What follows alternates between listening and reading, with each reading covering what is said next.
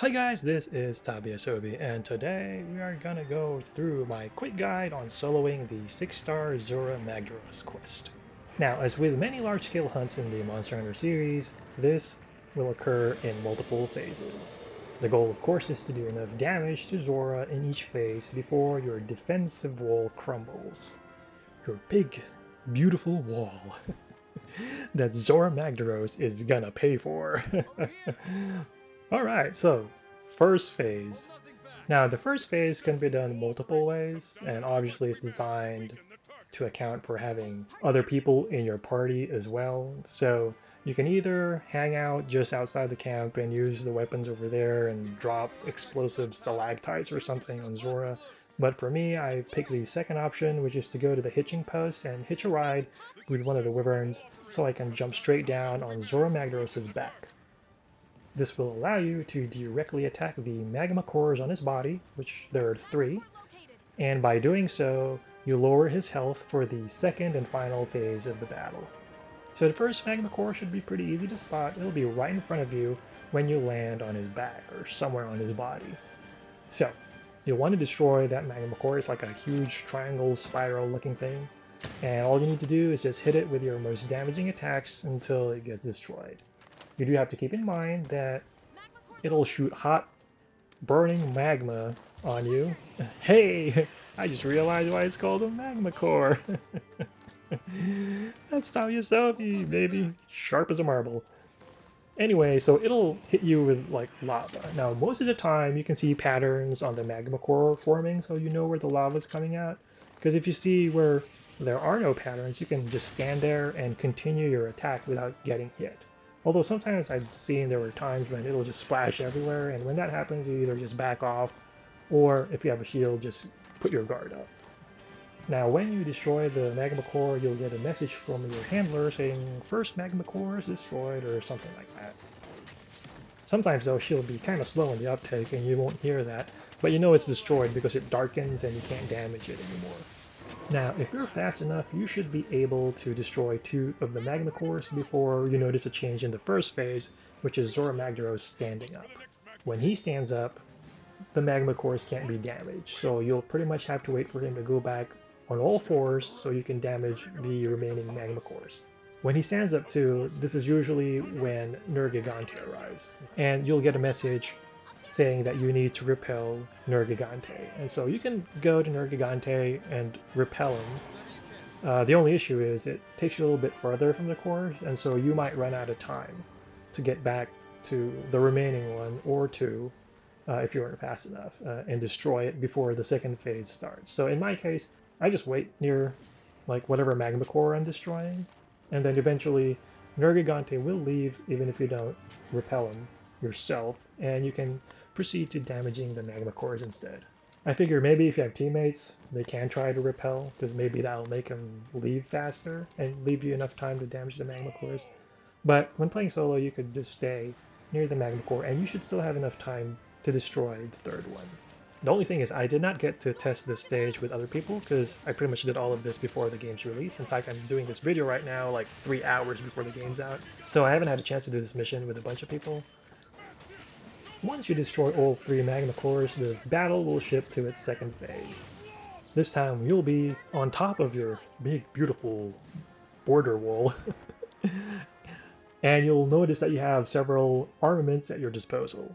Like this includes a ballista that you can load with ballista arrows that you can get from crates nearby. Usually though I don't use those. I only use those for using the binder, which you'll want to pick up. It's like the golden arrow for use at the second part of the second phase. So in the first phase, the most damage you'll be doing is with the cannons, because each cannonball hits pretty hard. You'll have several in the middle as well as 1 on each side. Normally I start with the ones in the middle, and that's for a few reasons. One, I've never seen Zorah Magdaros destroy the side cannons, so they're always going to be safe. But he will destroy the middle cannons. So you'll want to make sure that you used up all the ammo for those middle cannons before they disappear. As far as which middle cannon to start with, once in a while you'll see your cat loading one of them. If you see that, I'll start with that cannon, because loading with your cat makes you load cannonballs faster, and so you could just pump up damage at a faster clip. Usually you can load up to 5 cannons and then hit that fire button and you can fire like 5 shots consecutively. You can hit it with just one cannonball if you want, but then you'll be slower. By the way, while you're doing cannonball shots, like I know I said start in the middle, but once in a while if I'm close enough, I'll actually go to the sides and shoot those cannons as well because they're loaded automatically by the NPCs and you'll usually have 5 cannonballs after a certain amount of time. And so I just hit that switch just to make sure I get free damage, and then I'll go back to the middle ones again. Just make sure that your cannons are aimed properly, because you could totally miss, which is like something you don't want to happen, because you want to get as much damage in there as possible. The one thing you really want to watch out for that can make you miss is when he crouches for a little bit, because when he does that, even if your cannon is positioned properly, your cannonballs are going to go way over his head. Over his head, yes. Eventually you'll get a message saying that the Dragonator is ready for use. I would go ahead, use that Dragonator right away, because then it'll give you more time for the Dragonator to charge again and fire a second shot in case you need it. To get to the Dragonator, just go all the way to the left, hit circle to jump on the ship below, and the Dragonator lever is going to be right in the front, and all you need to do is hit that switch and boom, Dragonator, here we go. Once you've used the Dragonator, just go back to one of the little flying wyverns, hitch a ride, and then you'll go all the way back up to your wall. Now the second phase of the second phase, after the first Dragonator hit, is where you'll need to start paying more attention. What you really want to look out for is when he pauses and you get a message from your handler saying something like Zorah Magdaros is getting ready to charge for a shot or something like that. That one you want to stop with a ballista binder because it can take about like almost half of your wall's health. If walls have health. What do you call walls? HP? So you want to watch out for that, and hopefully you still have one ballista that's not damaged and usable. Because I've had times when by the time it gets to that point, none of the ballistas are there. And so I had no choice but to wait for my wall to eat the damage. He usually destroys the ballistas with his fire breath, and if you notice that you have one left, and he's about to hit it with a fire breath, you might as well go there, bind him, because it at least stops him, and you use the binder, and you can still pump up damage. I mean, he'll still hit your wall, but you should have enough health that it won't go down. Now, depending on how many magma cores you destroy, the battle's gonna either be shorter or longer. If you destroyed all 3, you really only need one Dragonator attack, and you should be able to finish him off. If you only destroyed 2, you might still be able to get away with one Dragonator attack and then follow that up with several cannonballs, but most likely it might take 2 Dragonator attacks. If you only destroyed one magma core, which is what happened to me in my first hunt, you can still beat him, but it took me 2 Dragonators, and you really need to watch out for that charged breath of his that can really put a licking on your wall. If you don't destroy any magma cores, I've never done this mission without at least destroying one, but it'll obviously take longer, so you definitely want to make sure you bind the guy, because Lord knows how long you'll be fighting with him having all that health. Also, when you do finish the mission the first time, you'll get a chance for the mission to reappear, and you'll need to do it within 2 hunting cycles, otherwise it'll disappear and you don't get the mission done. Also, if you use one of the lucky coupons that you get as a signing bonus when you log on to the game, you can actually double the money you get from this quest and also get a higher chance for rare materials. Now!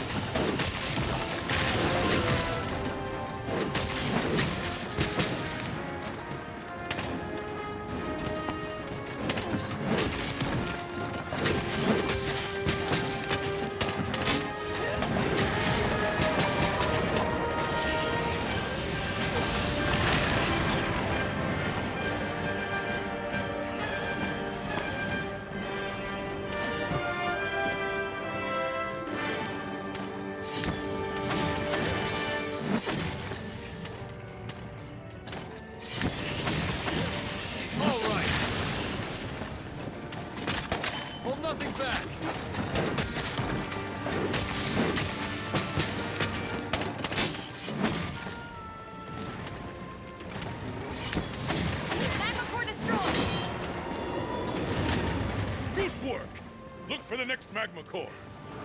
Something's happening to its shell. The flow of magma is changing.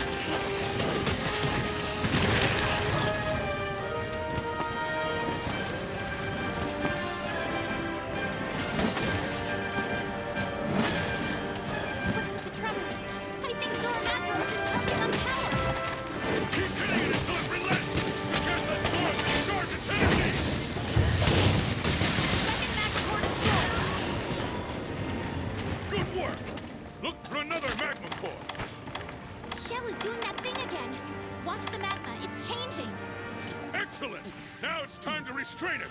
Hunters, hold your positions! Are the binders ready? Good to go, old man!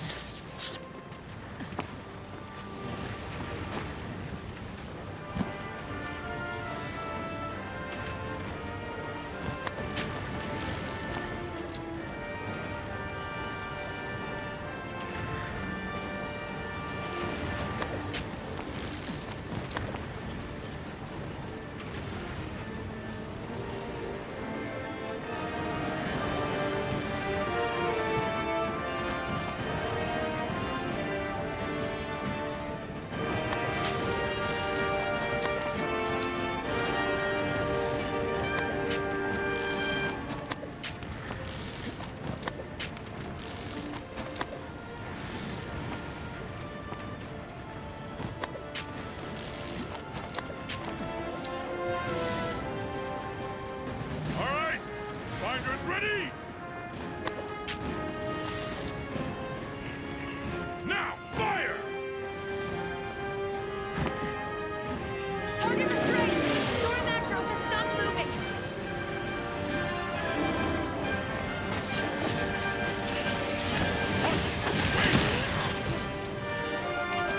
Stand at the ready! Dragonator is upon us! Of course it is!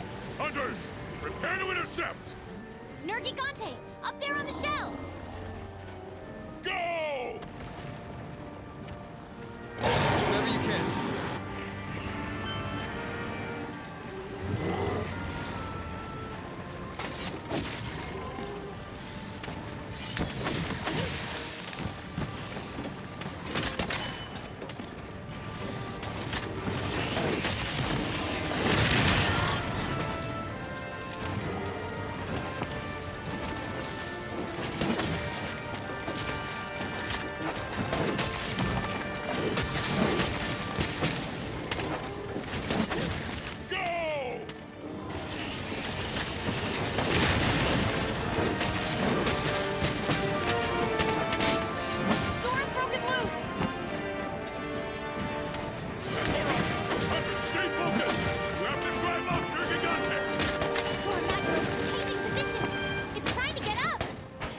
For the shock! Don't let it shake you off!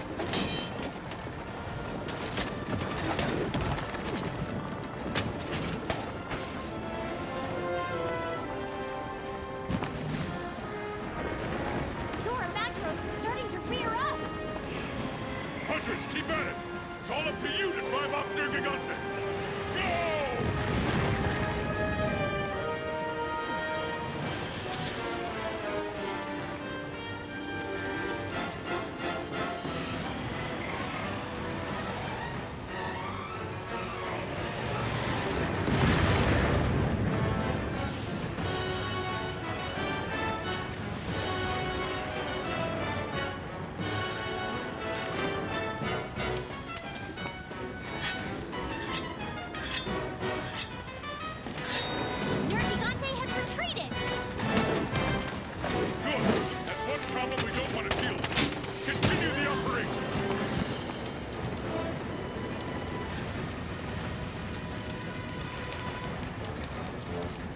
Zorah Magdaros is getting back on all fours. It's continuing its advance. Watch yourself.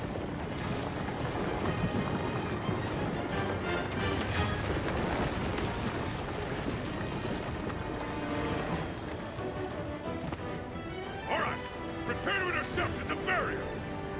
Hunters, destroy the magma cores. We need to keep weakening the target.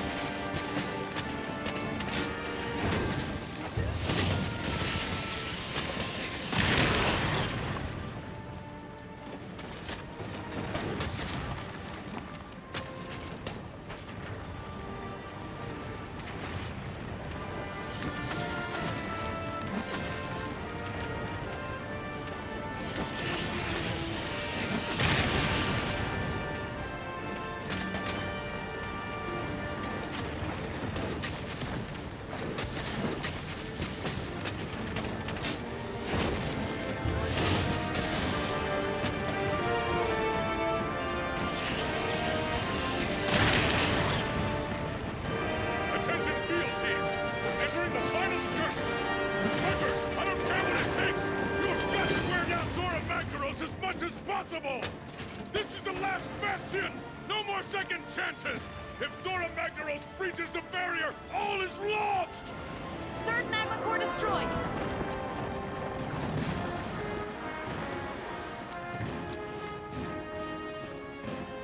Over here! Hold nothing back! Okay.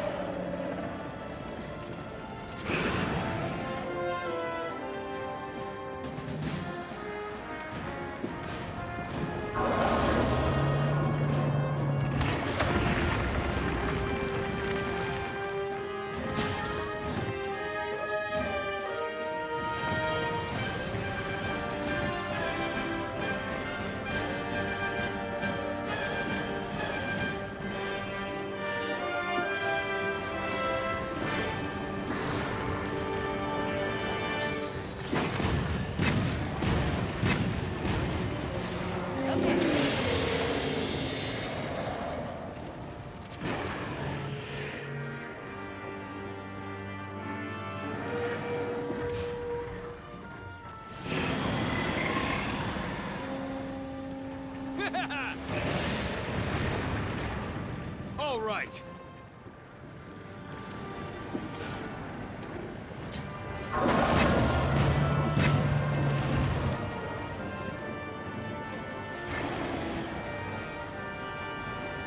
Now! Hold nothing back!